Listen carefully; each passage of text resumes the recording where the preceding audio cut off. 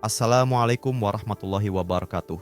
Dan salam sejahtera untuk kalian yang selalu setia mendengarkan cerita kami. Jangan lupa tuliskan harapan dan keinginan kalian di kolom komentar. Semoga apapun yang kalian impikan segera terkabul. Buat kalian yang belum subscribe, klik tombol subscribe sekarang juga agar kami lebih semangat berbagi kisah yang inspiratif, unik, dan menarik buat kalian semua. Nah, di video kali ini kita akan membahas kisah penuh hikmah tentang rahasia di balik dipilihnya Jazirah Arabia sebagai tempat kelahiran dan pertumbuhan Islam. Mengapa Allah memilih bangsa Arab sebagai generasi pertama pembawa risalah Islam? Bagaimana kondisi peradaban dunia saat itu memengaruhi tersebarnya dakwah? Penasaran dengan penjelasannya? Yuk, langsung saja kita mulai.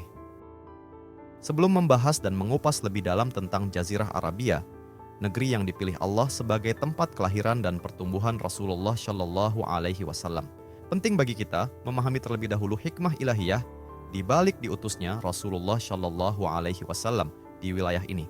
Juga, mengapa dakwah Islam pertama kali berkembang di tangan bangsa Arab sebelum merambah ke bangsa-bangsa lain. Untuk memahaminya, kita perlu menelusuri karakter dan sifat bangsa Arab sebelum kedatangan Islam, serta menggambarkan letak geografis Jazirah Arabia dan posisinya di antara kekuatan besar di sekitarnya. Di sisi lain, kita juga perlu melihat kondisi peradaban dan kebudayaan bangsa-bangsa besar saat itu, seperti Persia, Romawi, Yunani, dan India. Sebagai permulaan, mari kita tinjau secara singkat keadaan bangsa-bangsa di sekitar Jazirah Arabia sebelum Islam muncul. Pada masa itu, dunia berada di bawah bayang-bayang dua kekuatan besar, Kekaisaran Persia dan Romawi, diikuti oleh peradaban India dan Yunani. Persia pada masa itu menjadi ladang subur bagi berbagai khayalan dan ajaran keagamaan, serta filsafat yang saling bertentangan. Salah satu ajaran yang dianut oleh kalangan penguasa adalah Zoroaster, yang mengandung praktik menyimpang seperti mengutamakan pernikahan dengan ibu, anak perempuan, atau saudara kandung. Contohnya, Yazdagerd II yang berkuasa pada pertengahan abad ke-5 Masehi menikahi putrinya sendiri. Selain itu, moralitas di Persia mengalami banyak penyimpangan yang terlalu banyak untuk dirinci satu persatu. Di tengah masyarakat Persia juga berkembang ajaran Mazdakiyah. Menurut Imam Syahrustani, ajaran ini berakar dari filsafat yang membolehkan pergaulan bebas, membebaskan kepemilikan harta, dan menyamakan manusia dalam kepemilikan sumber daya seperti air, api, dan rumput. Paham ini dengan cepat menarik pengikut, terutama di kalangan mereka yang mengikuti hawa nafsu. Sementara itu, Kekaisaran Romawi telah sepenuhnya dikuasai oleh semangat kolonialisme. Mereka terjebak dalam konflik internal, khususnya pertentangan agama antara Romawi dan umat Nasrani. Demi ambisi kolonial dan kekuatan militernya, Romawi menjalankan petualangan politik yang naif dengan dalih menyebarkan agama Kristen. Namun, agama tersebut sering disesuaikan dan dipermainkan demi memenuhi kepentingan dan keserakahan para penguasanya. Negara Romawi pada masa itu tidak kalah rusaknya dibandingkan Persia. Kehidupan penuh kehinaan, kerusakan moral, dan penindasan ekonomi merajalela di seluruh penjuru negeri. Melimpahnya kekayaan dan tumpukan pajak justru menjadi pemicu utama kehancuran tatanan sosial mereka. Sementara itu, Yunani terperosok dalam lautan khurafat dan mitos-mitos yang tak membawa manfaat nyata bagi kemajuan bangsanya. Tradisi verbal yang dipenuhi dongeng dan takhayul hanya mempertegas keterpurukan mereka. Di sisi lain, India, sebagaimana diungkapkan oleh Ustadz Abul Hasan An-Nadawi, diakui oleh para sejarawannya sebagai negeri yang tengah berada di puncak kemerosotan dalam aspek agama, moral, dan sosial. Kemunduran ini mulai terjadi sejak awal abad ke-6 Masehi. India bersama negara-negara tetangganya turut berkontribusi dalam penyebaran degradasi moral dan sosial. Perlu disadari bahwa penyebab utama kemerosotan, keguncangan, dan penderitaan di berbagai peradaban tersebut adalah fondasi kebudayaan yang hanya berlandaskan pada nilai-nilai materialistik. Tanpa diimbangi dengan nilai moral yang benar, peradaban dan kebudayaan tak mampu berjalan ke arah yang tepat. Pada hakikatnya, peradaban beserta segala wujudnya hanyalah alat dan sarana. Bila alat ini dipegang oleh orang-orang tanpa pemikiran dan moralitas yang lurus, peradaban tersebut justru menjadi sumber penderitaan dan kehancuran. Sebaliknya, bila penggeraknya memiliki pemikiran yang benar, yang hanya dapat diperoleh melalui wahyu ilahi, maka seluruh unsur peradaban akan menjadi sarana kebaikan. menciptakan kehidupan yang penuh rahmat dan kebahagiaan di segala aspek.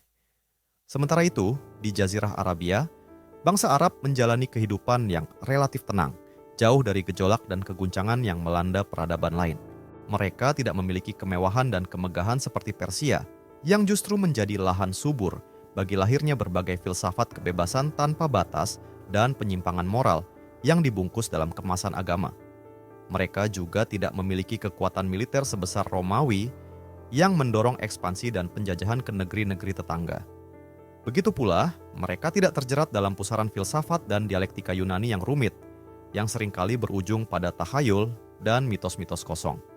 Bangsa Arab ibarat bahan baku yang masih murni, belum tercampur dengan pengaruh luar. Mereka mempertahankan fitrah kemanusiaan yang masih utuh dan memiliki kecenderungan alami menuju sifat-sifat mulia seperti kesetiaan, keberanian, kemurahan hati, harga diri, dan kesucian. Namun, di balik sifat dasar yang kuat itu, mereka tidak memiliki pengetahuan, ma'rifat, yang dapat membimbing mereka menuju jalan yang benar. Mereka hidup dalam kegelapan dan kebodohan, tenggelam dalam fitrah awal manusia tanpa petunjuk yang jelas. Akibatnya, potensi kebaikan mereka justru tersesat. Demi menjaga kehormatan dan kesucian, mereka tega mengubur hidup-hidup anak perempuan mereka. Demi menunjukkan kemurahan hati, mereka menghamburkan harta tanpa arah. Demi mempertahankan harga diri dan keberanian, mereka mudah terprovokasi hingga melibatkan diri dalam peperangan antar suku yang tiada henti. Kondisi bangsa Arab yang hidup dalam kebodohan dan penyimpangan inilah yang digambarkan Allah dengan istilah dalal, kesesatan, dalam firman-Nya. Dan sesungguhnya kamu sebelum itu benar-benar termasuk orang-orang yang sesat. Quran Surah Al-Baqarah ayat 198. Sifat dalal, kesesatan, yang disematkan kepada bangsa Arab sebelum Islam, jika dibandingkan dengan kondisi umat-umat lain pada masa itu, lebih mencerminkan bentuk i'tizar, alasan yang dapat dimaklumi, daripada sekadar kecaman atau penghinaan. Hal ini karena penyimpangan yang dilakukan bangsa Arab terjadi dalam kondisi minimnya pengaruh peradaban, ilmu pengetahuan, dan kebudayaan. Berbeda dengan bangsa-bangsa besar seperti Persia, Romawi, Yunani, dan India yang terjerumus ke dalam kerusakan moral dan spiritual dengan penuh kesadaran, melalui perencanaan dan pemikiran yang didorong oleh kemajuan peradaban mereka. Secara geografis, Jazirah Arabia terletak di antara umat-umat yang tengah dilanda gejolak peradaban. Seperti yang diungkapkan oleh Ustadz Muhammad Mubarak, posisi strategis Jazirah Arabia berada di tengah dua kutub peradaban besar.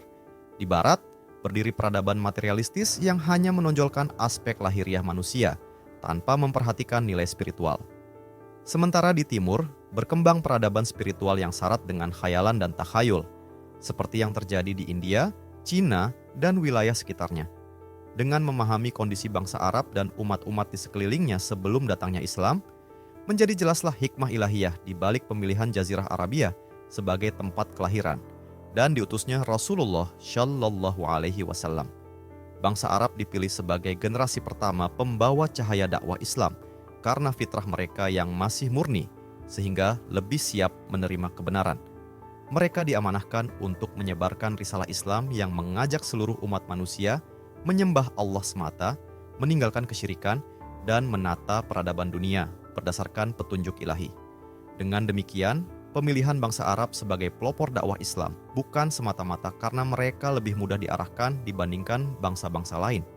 Bukan seperti anggapan sebagian orang yang berpendapat bahwa umat-umat dengan agama batil dan peradaban palsu sulit diluruskan karena mereka terlalu bangga dengan kerusakan yang mereka lakukan dan menganggapnya sebagai kebenaran. Sebaliknya, bangsa Arab yang masih berada dalam masa pencarian tidak pernah mengingkari kebodohan mereka dan tidak membanggakan peradaban yang memang tidak mereka miliki. Inilah yang membuat mereka lebih mudah menerima kebenaran dan diarahkan menuju jalan yang lurus. Namun, perlu ditegaskan bahwa kemudahan ini bukanlah satu-satunya alasan Allah memilih Jazirah Arabia. Analisis semacam ini hanya berlaku untuk menilai perbedaan antara yang mudah dan yang sulit, dengan kecenderungan memilih yang lebih mudah dan menghindari yang sulit. Padahal, pemilihan tersebut bukan berdasarkan pertimbangan manusiawi yang menghindari kesulitan. Seandainya Allah menghendaki dakwah Islam lahir dari Persia, Romawi, atau India, tentu Allah akan mempersiapkan segala prasarana dan kondisi yang mendukung keberhasilan dakwah di tempat itu. sebagaimana yang telah disiapkan di Jazirah Arabia. Tidak ada sesuatu pun yang sulit bagi Allah, karena Dia adalah pencipta segala sesuatu, termasuk sarana dan sebab yang mengantarkan pada tujuan. Pemilihan Jazirah Arabia sebagai tempat diutusnya Rasulullah Shallallahu Alaihi Wasallam memiliki hikmah yang sejalan dengan hikmah Allah menjadikan beliau seorang ummi, yakni tidak bisa membaca dan menulis. Hal ini dimaksudkan agar manusia tidak meragukan kenabiannya dan tidak memiliki alasan untuk meragukan kebenaran dakwah yang beliau sampaikan. Begitu pula, dalam kesempurnaan hikmah ilahiyah, lingkungan di mana Rasulullah Shallallahu Alaihi Wasallam diutus adalah bi'ah ummiyah, lingkungan yang sederhana dan jauh dari pengaruh peradaban besar di sekitarnya. Bangsa Arab tidak tersentuh oleh peradaban Persia, Romawi, atau filsafat Yunani yang kompleks. Sistem pemikiran mereka pun tidak terpengaruh oleh ideologi-ideologi yang membingungkan. Seandainya Rasulullah Shallallahu Alaihi Wasallam adalah seorang yang terpelajar dan akrab dengan kitab-kitab kuno, sejarah umat terdahulu, dan berbagai peradaban besar, tentu akan muncul keraguan di hati manusia. Mereka mungkin beranggapan bahwa ajaran Islam hanyalah hasil dari pengetahuan dan kajian beliau terhadap peradaban sebelumnya. Demikian pula, jika dakwah Islam pertama kali muncul di tengah bangsa dengan peradaban besar seperti Persia, Yunani, atau Romawi, dikhawatirkan akan timbul prasangka bahwa ajaran tersebut hanyalah kelanjutan atau adaptasi dari budaya dan pemikiran mereka. Karena itulah, Allah dengan hikmahnya memilih Jazirah Arabia, sebuah wilayah yang jauh dari pengaruh peradaban besar, dan mengutus Rasulullah Shallallahu Alaihi Wasallam yang ummi, sehingga tidak ada celah bagi manusia untuk meragukan bahwa dakwah Islam benar-benar bersumber dari wahyu ilahi, bukan dari hasil pemikiran atau pengaruh budaya manapun.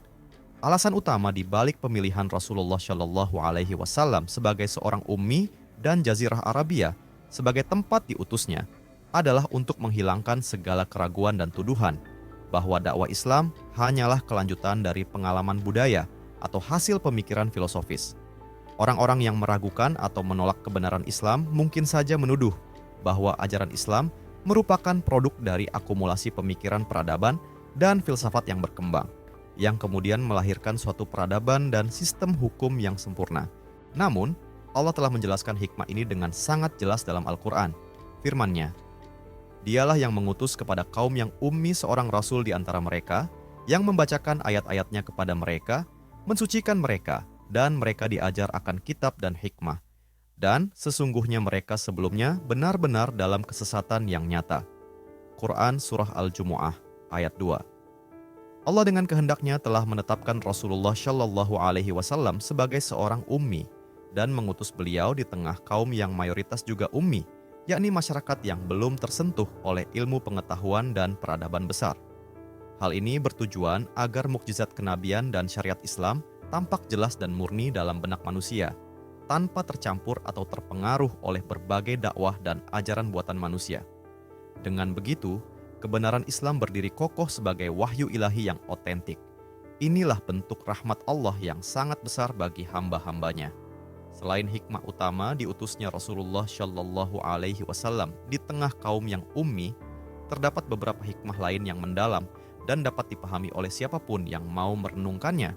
Di antaranya, pertama, kesinambungan dakwah Nabi Ibrahim alaihissalam. Allah telah menjadikan Baitul Haram di Makkah sebagai tempat berkumpulnya manusia dan tempat yang aman. Quran Surah Al-Baqarah ayat 125. Rumah ibadah pertama yang dibangun untuk umat manusia terletak di sana sebagai pusat penghambaan dan penegakan syiar agama. Selain itu, Nabi Ibrahim alaihissalam telah menyerukan dakwah tauhid di lembah ini. Maka, sangatlah sempurna dan wajar jika lembah suci yang diberkahi ini menjadi tempat lahirnya dakwah Islam, agama yang melanjutkan millah, ajaran Nabi Ibrahim. Apalagi Rasulullah Shallallahu Alaihi Wasallam adalah keturunan langsung Nabi Ibrahim melalui jalur Nabi Ismail, sehingga dakwah beliau menjadi penyempurna risalah tauhid yang diwariskan oleh para nabi sebelumnya. Yang kedua, letak geografis yang strategis. Jazirah Arabia secara geografis terletak di posisi yang sangat strategis, di tengah-tengah peradaban besar seperti Persia, Romawi, dan bangsa-bangsa di sekitarnya. Posisi ini memungkinkan dakwah Islam menyebar dengan mudah ke berbagai penjuru dunia. Sejarah membuktikan bahwa Islam dapat tersebar dengan cepat pada masa awal kenabian hingga masa para khalifah. Kondisi ini menjadi bukti nyata bahwa letak geografis Jazirah Arabia sangat mendukung penyebaran dakwah Islam secara luas dan efektif. Yang ketiga, keistimewaan bahasa Arab. Allah memilih bahasa Arab sebagai bahasa penyampaian wahyu dan dakwah Islam. Jika diteliti, bahasa Arab memiliki kekayaan kosakata, keindahan susunan kalimat, serta kedalaman makna yang tidak dimiliki bahasa lain. Bahasa ini mampu menyampaikan pesan yang kompleks dengan ungkapan yang ringkas namun penuh makna. Oleh karena itu, sudah menjadi kebijaksanaan Allah menjadikan bahasa Arab sebagai bahasa utama kaum muslimin di seluruh dunia, karena kemampuannya menyampaikan ajaran Islam secara sempurna dan mendalam. Ketiga hikmah ini memperkuat keyakinan bahwa di balik pemilihan Jazirah Arabia sebagai tempat diutusnya Rasulullah Shallallahu Alaihi Wasallam dan bahasa Arab sebagai media dakwah, terdapat rencana ilahi yang penuh rahmat dan kebijaksanaan demi kemaslahatan umat manusia. Wallahu alam bisyawab. Terima kasih sudah menyimak video kami. Jangan lupa bagikan pendapat kalian di kolom komentar ya. Buat kalian yang belum subscribe, jangan ragu untuk klik tombol subscribe dan aktifkan lonceng notifikasi agar tidak ketinggalan kisah menarik lainnya. Kami akan terus berbagi cerita-cerita inspiratif dan penuh hikmah untuk menemani hari-hari kalian. Sampai jumpa di video berikutnya. Wassalamualaikum warahmatullahi wabarakatuh.